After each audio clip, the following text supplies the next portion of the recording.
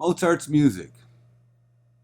Mozart was among the most versatile of all composers. He wrote masterpieces in the musical forms of the time: symphonies, string quartets, piano concertos, and operas. His music sings and conveys a feeling of ease, grace, and spontaneity, as well as the balance, restraint, and perfect proportion. Yet mysterious harmonies bring dark moods that contrast with the lyricism. Mozart fuses power and elegance in a unique way. His compositions sound effortless and were created with miraculous rapidity. For example, he completed his last three symphonies in only 6 weeks. Many of Mozart's concertos were among his greatest works.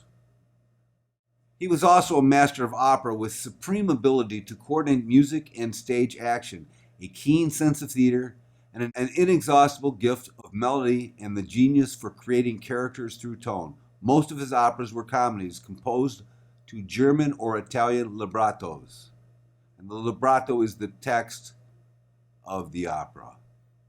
Mozart's three masterpieces of Italian comic opera are The Marriage of Figaro, Don Giovanni, and Così fan tutte. Mozart's finest opera in German was The Magic Flute.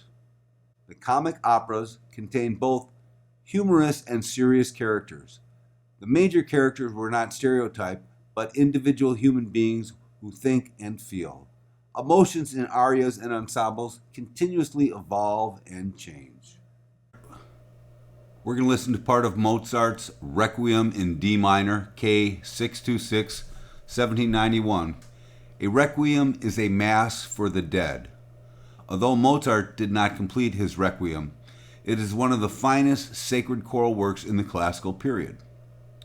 In the last 2 months of his life, Mozart composed 9 movements of the Requiem and part of a 10th.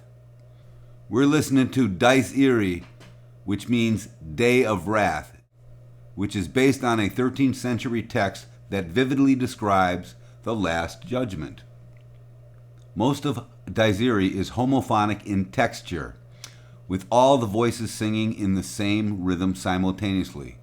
As the movement progresses, however, Mozart uses a change of texture to heighten the tension.